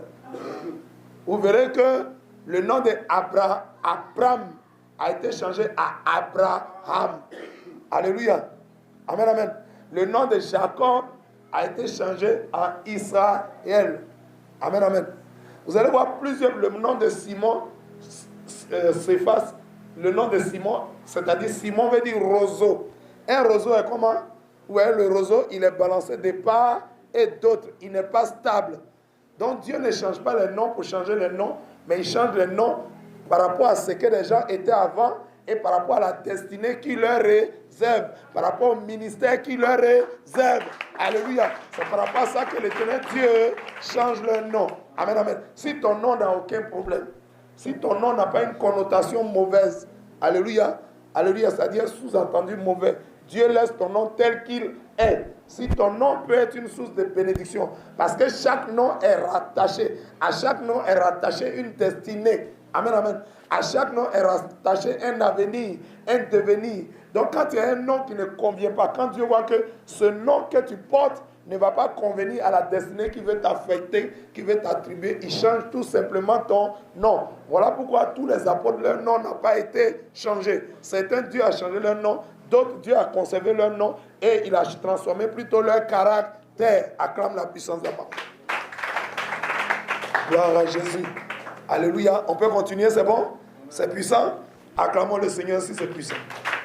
C'est le Saint-Esprit qui fait son travail.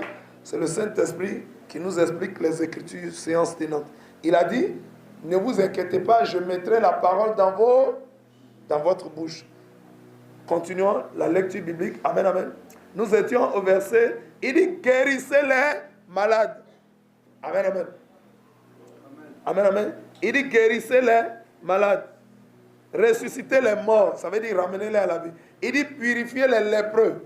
On a déjà vu, spirituellement, quand il parle des malades, quand il parle des aveugles, quand il parle des lépreux, tous on sait déjà ce à quoi ça renvoie. Amen. Amen, amen. Il dit, vous avez reçu gratuitement, donné gratuitement. Lequel d'entre nous a payé le salut? Qui a pris l'argent pour acheter le salut? Alléluia. Nous qui sommes dans le domaine de la délivrance totale. Alléluia. Qui de nous a payé pour apprendre à délivrer? Qui a payé? Alléluia. Personne de nous. Nous avons reçu gratuitement la grâce. Nous avons reçu gratuitement le ciel. On n'a rien payé. Si on devait payer pour aller au ciel, c'est que tous les pauvres allaient rester sur la terre. Ils ne seraient jamais sauvés. Alléluia. Mais Dieu a fait en sorte que le salut soit gratuit. Alléluia. Soit totalement gratuit. Le salut est gratuit pour nous, mais le salut n'est pas gratuit. Sur la terre, rien n'est gratuit. Nous avons reçu le salut gratuitement, mais ce n'est pas gratuit. Sur la terre, tout est payant. Pourquoi nous avons reçu le salut gratuitement? Parce que quelqu'un a déjà payé pour nous. Qui a payé pour nous? Jésus-Christ a dit, acclame le Seigneur qui a payé, grâce à qui aujourd'hui nous avons la vie éternelle gratuitement. Amen. Donc le salut est gratuit aujourd'hui pour nous parce que quelqu'un a déjà payé. Jésus a payé le prix à la croix du Calvaire. Son sang précieux, sans tache ni ride, a été versé. Alléluia. Jésus est mort pour qu'aujourd'hui, toi et moi, nous puissions espérer aller au ciel. Gloire à Jésus. Amen, amen. Donc c'est pourquoi Jésus dit, il dit, vous avez reçu gratuitement, donné gratuitement. Jésus est en train de dire quoi par là? Nous devons faire l'œuvre gratuitement. Alléluia. Tu veux prêcher. Alléluia. Tu veux prêcher, on t'invite pour prêcher. Tu dis, ah, moi, pour prêcher dans votre église, c'est 2 millions. Aïe, est-ce qu'on n'a pas les 2 millions? Quelqu'un qui prêche, fait quoi? Il donne un message de la part de Jésus. Alléluia. Maintenant, Jésus te dit, si tu donnes un message, Jésus te dit, va parler de ma part. Tu dis, Seigneur Jésus, quand tu arrives, on dit, viens, tu vas parler de Jésus. Tu dis, donnez-moi 2 millions. Donnez-moi 500 000 $. Alléluia. Est-ce que toi, tu as payé? Aïe. Tu as reçu gratuitement. Quelqu'un veut aller prier pour les gens pour qu'ils soient délivrés. Il dit non. tel démon. C'est quoi tu as? C'est sirène des eaux. Sirène des eaux, c'est 300 000. C'est quoi tu as? Tu as quel esprit? Esprit de dragon? Alléluia. Il dit c'est 200 000. Il dit tu as quel démon? La maman lui dit, ah, j'ai sirène des eaux, j'ai dragon. Amen, amen. J'ai mari de nuit, esprit de sorcellerie. Il dit sorcellerie, ça est 400 000. Quand la maman dit j'ai esprit de moi, moi ça peut te tuer, ça c'est 2 millions. Donc lui il facture, alléluia, alléluia, il facture par rapport en fonction des esprits. Est-ce que quand Jésus priait en son temps, est-ce que quand Jésus prêchait, il demandait un cachet? Jésus, quand il prêchait partout. La Bible dit Jésus enseignait, Jésus prêchait, Jésus. Mais est-ce que Jésus demandait un cachet? Alléluia. Amen, amen. Est-ce que Jésus chassait les démons? Quand il a fini de chasser les démons, quand la personne est délivrée, il fait quoi? Il continue son chien. Est-ce qu'il disait, maman, il faut envoyer 50 000? La femme qui perdait le sang, ici, lui a demandé l'argent. La femme qui avait la bosse, il a dit, celle aussi, elle est fille d'Abraham. Quand il a fini, que la femme s'est redressée bien, est-ce qu'il a dit, il faut donner 2 millions? Aïe. Jésus guérissait gratuitement. Jésus délivrait gratuitement. Alléluia. C'est pourquoi la parole de Dieu dit, vous avez reçu gratuitement, donnez gratuitement. Regardez le risque. Ce n'est pas nous qui faisons, ce n'est pas nous qui délivrons. Alléluia. Ce n'est pas nous qui chassons les démons. Nous prions pour vous, mais ce n'est pas nous qui vous délivrons. Nous prions, mais c'est Jésus qui fait. Alléluia. C'est pourquoi c'est comme dans Ézéchiel 37. La Bible dit quoi? L'Éternel Dieu amena le prophète Ézéchiel dans une vallée remplie d'ossements secs. Ça veut dire que c'est l'image des hommes. C'est l'image d'Israël. Sans Jésus, Israël n'est rien. Sans Jésus, Israël ne peut absolument rien faire. Amen, amen. Amen, amen. Donc, l'Éternel dit au prophète Ézéchiel, toi, fils de l'homme, est-ce que tu crois que ces eaux peuvent vivre? Il dit, papa, je ne sais pas, c'est toi seul qui le sais. Il dit, tu as très bien répondu. Voilà comment on va travailler. Toi, le fils de l'homme, parle sur ces eaux secs, et moi, Dieu, je vais les ramener à la vie. Donc, nous, on peut prier, mais ce n'est pas nous qui faisons. On ne sait même pas comment le mécanisme, les démons sont retirés des corps. On ne sait même pas comment ça se passe. Cependant, nous prions seulement. Jésus ne nous permet pas aussi de voir les démons physiquement, leur visage, leur laideur. Alléluia. Par exemple, le péché rend laid. Le péché rend vilain. Donc Jésus ne nous permet pas de voir ces esprits. Sinon, il y a plusieurs personnes qui allaient fuir tellement le péché les rend laid. Donc Jésus ferme nos yeux dans le spirituel et on prie. Mais Jésus retire les dragons. Il retire les serpents. Qui retire? C'est Jésus.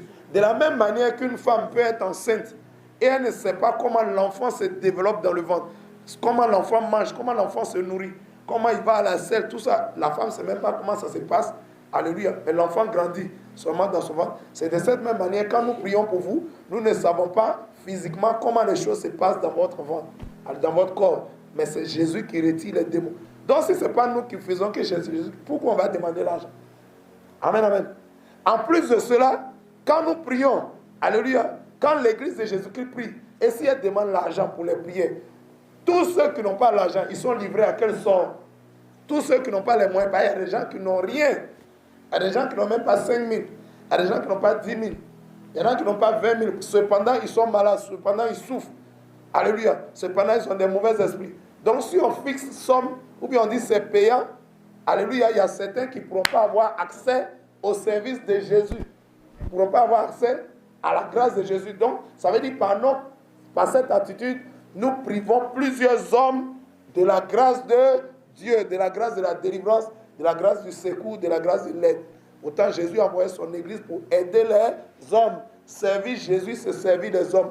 Faire l'œuvre de Dieu, alléluia, servir Dieu, c'est servir les hommes, c'est aider les hommes. C'est les aider à sortir de leurs péchés, les aider à être délivrés des puissances des ténèbres. Amen. Et à connaître Jésus. Quelqu'un comprend? Amen, amen.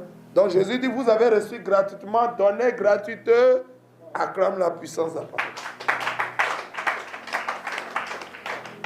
Gloire à Jésus. Nous continuons. Il dit quoi? Verset 9. Ne prenez ni or ni argent, ni monnaie dans vos ceintures, ni sac pour le voyage, ni deux tuniques, ni souliers, ni bâtons, car l'ouvrier mérite son salaire. Alléluia. Jésus était en train de dire quoi? Il dit, il faut bien faire l'œuvre. Tout ce que tu fais pour moi, il faut bien faire. Alléluia. Souvent, je vous demande de bien acclamer le Seigneur parce que quand vous acclamez, ça honore Dieu, ça glorifie Dieu. Alléluia. Alléluia. Et ça exalte Dieu. Or, si nous le faisons, nous devons bien le faire. Tout ce que tu fais pour Dieu, il faut bien faire. Si tu ne peux pas bien faire, il faut laisser. Quelqu'un comprend? La Bible dit malheur à celui qui fait l'œuvre de Dieu avec négligence. Acclame puissamment le Seigneur. Acclame bien le Seigneur.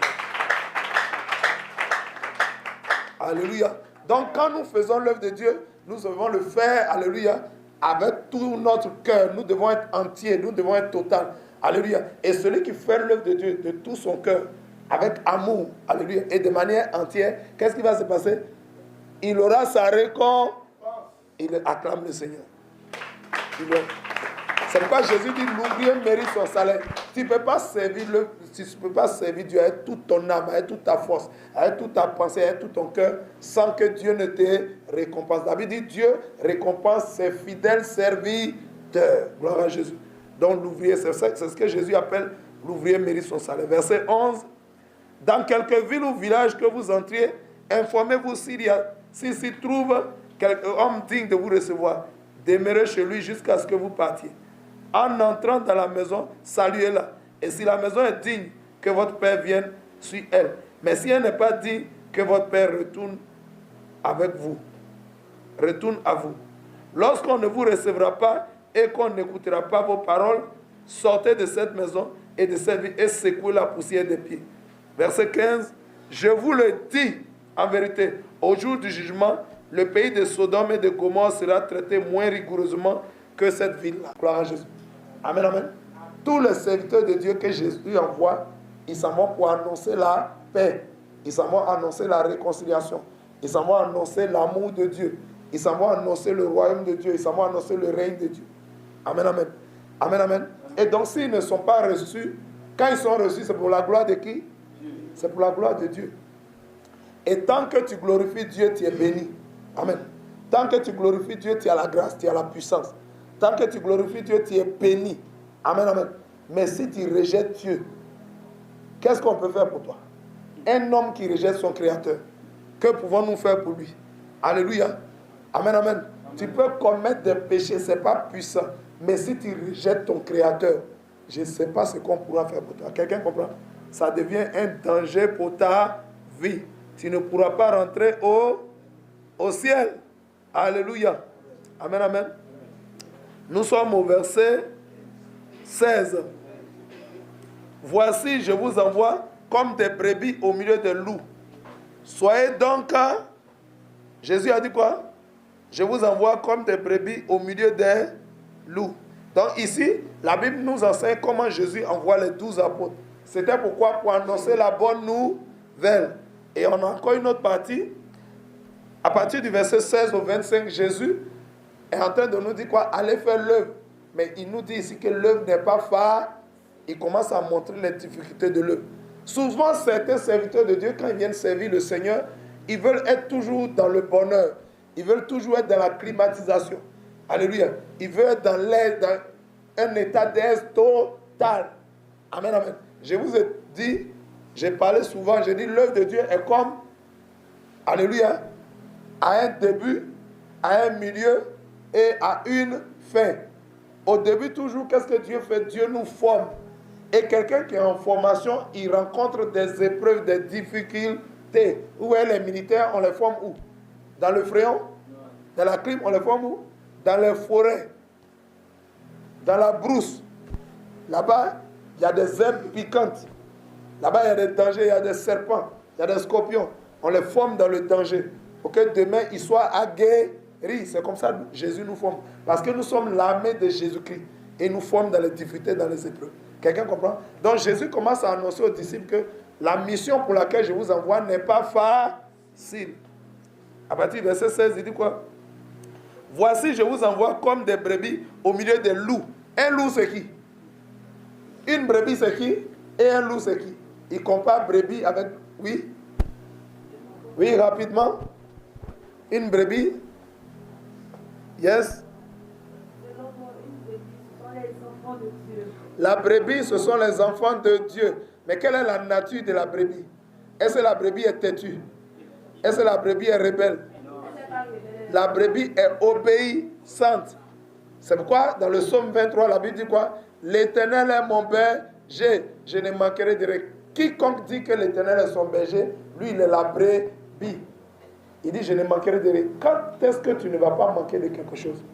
Aussi longtemps que tu te comportes en brebis, aussi longtemps que tu es obéissant. Quand le berger dit à la brebis, allez à droite, la brebis va où? À droite. Quand le berger dit à gauche, la brebis va à gauche. Quand le berger dit on s'arrête, la brebis s'arrête. C'est-à-dire elle obéit à la voix du berger. C'est pourquoi Jésus a dit, mes brebis me connaissent et elles entendent ma voix et elles me suivent. Gloire à Jésus. Et il y en a qui disent l'Éternel est mon berger, pourtant il n'obéit pas. L'Éternel n'est même pas ton berger. S'il était ton berger, quand il te parle, tu vas écouter. Parce que c'est l'Éternel qui tire, le berger qui guide la brebis pour l'envoyer vers des eaux paisibles. Alléluia. C'est le berger qui amène la brebis vers pâturage et vers des eaux paisibles. Alléluia. Aussi longtemps que la brebis obéit, elle sera toujours en sécurité. Il dit, je vous envoie comme des brebis au milieu des loups. Donc Jésus envoie ses disciples avec un bon cœur, avec de bonnes dispositions. Mais il est en train de leur annoncer que ceux vers qui vous partez là, ce sont des loups. Ils ressemblent à des loups. Ils ont des comportements de loups. Quelles sont les caractéristiques d'un loup? Oui. Oui, on y va. Le loup, oui. Les caractères, les caractéristiques du loup. Les loups sont difficiles, oui. Ils sont comment? Un loup, si un loup te voit là, qu'est-ce qu'il va te faire? Il mange la chair sans pitié. Un loup est vorace. Il aime s'accaparer de la chair. Il aime déchirer la chair. Quelqu'un qui déchire la chair, le sang va couler. Et qu'est-ce qui va arriver? La mort. Jésus est en train de nous avertir pour dire l'œuvre n'est pas facile. Là où vous allez là, c'est pas facile. Hein? Jésus nous a déjà prévenus. Il y a des gens qui pensent que l'œuvre est facile. Ah, je vais aller, on va se reposer. L'œuvre n'est pas une œuvre de repos. L'œuvre de Dieu, ce n'est pas une œuvre de repos. Pourquoi? Les démons travaillent. Satan et ses démons travaillent sans s'arrêter. Eux, ce sont des esprits. Un esprit ne se fatigue pas. Alléluia. Un esprit ne relâche pas. Vous voyez les démons, on les chasse, ils reviennent. On les chasse, ils viennent. Ils n'abandonnent jamais. Les démons ne se fatiguent pas. Parce que ce sont des esprits. Un esprit ne se fatigue pas. Un esprit ne s'épuise pas. Alléluia. Vous comprenez? Donc il dit, il nous envoie, mais ce n'est pas facile. L'œuvre est difficile. Jésus nous a déjà prévenus. Que nul ne pense que l'œuvre est facile. Tu veux servir Dieu, non? Tu veux servir Dieu. Mais il faut te dire, tu t'en vas dans le feu. Alléluia. Tu t'en vas dans la fournaise ardente. Shadrach, Meshach et Abednego se sont retrouvés où? Quand ils ont montré leur fidélité à Dieu, ils se sont retrouvés dans la fournaise ardente. Fournaise ardente, ça fait quoi? Ça brûle. Dans la fournaise ardente, il y a feu. Le feu brûle. L'œuvre de Dieu n'est pas... Tout ça, c'est des symboles pour montrer que l'œuvre de Dieu n'est pas facile. Si tu veux être fidèle à Jésus, si tu veux t'attacher à Jésus, alléluia, tu veux faire l'œuvre avec fidélité, tu seras persécuté. Tu auras des oppressions. Jésus nous a dit quoi? Il dit quoi? Il dit prenez courage, car moi aussi je suis passé par là. Alléluia. Moi le bois vert, ça veut dire le bois vivant, le bois qui donne la vie. Jésus donne la vie. Alléluia. Si on m'a maltraité, si on m'a rejeté, si on m'a haï, ne pense pas que tu as fait l'œuvre de Dieu et puis on ne va pas te haïr. On ne va pas te rejeter. Alléluia. On va t'accuser faussement. On va dire l'homme de Dieu là c'est un dragon. Les gens diront pendant que tu souffrais, personne n'a vu ta souffrance. Mais aujourd'hui quand Dieu maintenant te révèle, quand Dieu te met maintenant au grand jour, alléluia, et que maintenant il commence à te bénir, les gens vont dire, l'homme de Dieu là, sa puissance, ça lui vient d'où? Il est trop puissant, c'est pas normal. On dirait qu'il a touché un feu étranger. C'est là maintenant, on dirait que vont sortir. Quand il souffrait, dans les 40 jours de jeûne, il n'avait rien. Il avait une seule papaye. Il mange un quart au matin. Il mange un quart le soir. La moitié, il garde ça pour une papaye pour 2 jours. Ouais. Quand il souffrait comme ça, dans le manque, il manquait du minimum. Personne ne le connaissait. On ne disait pas c'est un dragon. On ne disait pas il a touché un feu étranger. Mais maintenant, quand Dieu te révèle dans la gloire, quand tu es passé par la vallée, que tu es maintenant au sommet, la puissance de l'homme de Dieu là, c'est pas clair. Alléluia. Le pouvoir que l'homme de Dieu a là, Alléluia. De toute façon, ces églises se multiplient. Là. Alléluia. On va commencer à t'accuser. Mais Jésus te dit quoi? Il ne faut pas t'inquiéter. Il ne faut même pas chercher même à te défendre. Continue de faire l'œuvre. Tant que tu sais que tu es dans la vérité, continue de faire l'œuvre. Tant que tu sais que c'est Jésus qui t'a réellement appelé, continue de faire l'œuvre. Alléluia. Que 1000 tombent à te côté, que 10 000 à droite, continue d'avancer. Que 1000 te critiquent, que 10 000 te critiquent. Tant que tu sais que tu es dans le vrai, tant que tu sais que ce n'est pas par Belzébul que tu travailles, tant que tu sais que tu n'as pas touché un feu étranger, continue l'œuvre. Regarde seulement Jésus et continue le chemin. Parce que c'est ce que Jésus lui-même il a. Gloire à Jésus. Donc Jésus commence à montrer à nous, ses serviteurs, la difficulté de l'œuvre. Alléluia. Mais dans tout cela, nous devons faire quoi? Nous devons être persévérés. Acclame la puissance de la parole. Amen, amen. Nous étions au verset 16. Amen, amen. Alléluia, rapidement. Nous continuons. Alléluia. Verset 16, allons-y au 17. Mettez-vous en garde contre les hommes, car ils vous livreront aux tribunaux et ils vous battront de verges dans les synagogues. Vous serez menés à cause de moi devant des gouverneurs et devant des rois. Alléluia. Pour servir de témoins, de témoignages à eux et aux païens. Mais quand on vous livrera, ne vous inquiétez ni de la manière dont vous parlerez, ni de ce que vous direz. Ce que vous aurez à dire vous sera donné à l'heure même. Alléluia. Ça veut dire, Dieu dit, il va mettre les paroles dans notre bouche. Quand on va t'accuser faussement et qu'on va te juger, le Saint-Esprit mettra les paroles dans ta bouche. Amen, amen. Si le Saint-Esprit met dans la parole, qui est en train de parler pour toi? C'est Dieu lui-même qui est en train de te défendre. Donc tu n'as rien à craindre. Amen, amen. Verset 20. Car ce n'est pas vous qui parlerez, c'est l'Esprit de votre Père qui parlera en vous. C'est bien clair, non? Le frère livrera son frère à la mort. Le père son enfant. Les enfants se soulèveront contre leurs parents et les feront mourir. Vous serez haïs de tous, car à cause de mon nom. Mais celui qui persévérera jusqu'à la fin sera sauvé. Qu'est-ce que Jésus nous enseigne ici? La persévérance. Persévérer. Alléluia. Celui qui persévère, il fait quoi? Celui qui persévère, il n'abandonne jamais. Never give up. Celui qui persévère, il patiente, il n'abandonne jamais. Il est fidèle. Alléluia. Il tient jusqu'au bout. Alléluia. Il va jusqu'au bout de la course. Parce qu'au bout de la course, il y a la récompense. Quelqu'un comprend? Acclame la puissance de la parole de Dieu. Il dit, celui qui persévérera jusqu'à la fin sera sauvé. Donc, il faut aller jusqu'au bout. N'abandonne pas la barque. N'abandonne pas l'œuvre. Alléluia. Reste dans la barque jusqu'au bout. Jusqu'à la fin. Quelqu'un peut-il acclamer la puissance de Jésus? Quand on vous persécutera dans une ville, fuyez dans une autre ville. Je vous le dis en vérité, vous n'aurez pas à achever de parcourir les villes d'Israël que le Fils de l'homme sera venu. Le disciple n'est pas plus grand que le maître, ni le serviteur plus que son Seigneur. Verset 25. Il suffit au disciple d'être traité comme son maître et au serviteur comme son Seigneur. S'ils ont appelé le maître de la maison Belzébul, à combien plus haute raison, alléluia, raison, appelleront-ils ainsi les gens de sa maison? Gloire à Jésus. Amen, amen. Amen, amen. Le Seigneur nous invite ici à avoir confiance en lui. Alléluia. Il dit, ayez confiance en Jésus nous a déjà prévenu, alléluia, des souffrances, des persécutions qui sont dans le. Donc nous sommes des hommes avertis. Celui qui est averti, là, on ne dit pas qu'un homme averti en vaut deux. Si tu es averti, tu sais ce qui t'attend dans l'œuvre.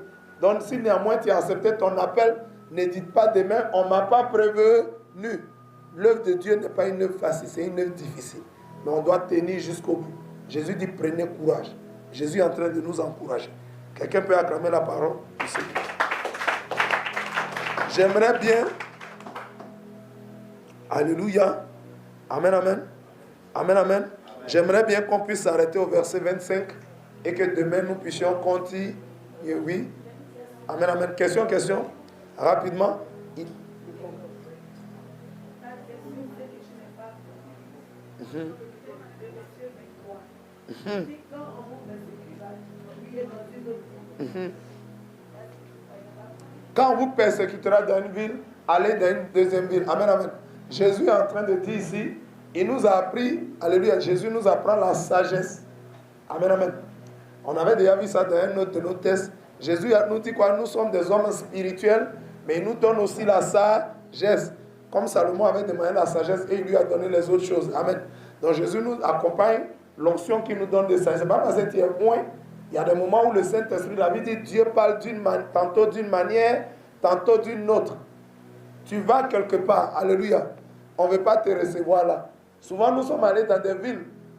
On a essayé de louer des maisons. Alléluia. Puisque nous n'avons pas de maison là-bas, on veut louer une maison. Puisque quand on évangélise, il ne faut pas évangéliser puis abandonner les gens à leur sort, puis partir les livrer aux démons. Quand tu vas évangéliser, quand tu vas en croisade, il faut implanter une œuvre là-bas. Il faut mettre une église là-bas. Mais tu veux faire chose. Tu cherches une maison en location. Les gens disent, ok, voici une maison, prends là. Tu dis, non, c'est église, c'est pour prier pour les gens. Ils disent, non, non, non, non. Partout où tu vas, on te refuse parce que tu es une église. Alléluia. Dans la ville, ça veut dire quoi? La ville fait quoi? On ne veut pas de Jésus dans cette ville. Ce n'est pas toi. Ce n'est pas la communauté qu'on ne veut pas. C'est Jésus que la ville rejette. Amen, amen. Donc si on te rejette, tu as tout fait, on ne veut pas de toi. Tu fais comment? Jésus est en train de te dire, ceux-là, leur cœur n'est pas encore prêt. Donc il faut aller dans la ville suivante. Ça veut dire quoi? Quelqu'un qu'on ne veut pas recevoir, qui va devant, il fait quoi? Il avance. Amen. Jésus dit, tu fais tout, tu as prié pour la croyance dans cette ville, mais on ne t'a pas donné un lieu pour faire l'œuvre. On te refuse les salles. Tu fais quoi? Tu vas dans une autre ville. Est-ce que tu as compris? Amen, amen. Ça veut dire, c'est pas forcé. Le salut n'est pas obligé. Alléluia. Jésus tend la main, mais si on ne veut pas de lui, il dit, continue l'œuvre ailleurs. Amen, amen. On peut avancer. Pendant que ceux-là refusent, il y en a, leur cœur est déjà prêt pour m'accepter. Donc, continue. Parce que le diable peut faire ça, puis tu dis, forcez, moi je suis un homme spirituel, je vais rester dans la vie, je bouge. Amen, amen. Ça, ce n'est plus dans la volonté de Dieu. Donc, Dieu parle tantôt d'une manière, d'une autre. Dieu est en train de te dire, mon serviteur, il faut avancer. J'ai préparé des cœurs devant. Acclamons la puissance de la parole. Amen, amen. Nous allons continuer demain. Quelqu'un a-t-il été béni en ce jour? Quelqu'un a reçu quelque chose? Commence à prier. Acclame bien Jésus et puis tu commences à remercier. Père, nous te rendons grâce. Merci pour ton amour, ta fidélité. Merci pour ta présence. Merci pour tous tes bienfaits. Au nom puissant de Jésus. Alléluia. Que quelqu'un demeure béni au nom de Jésus. Shalom à vous. À demain. Shalom.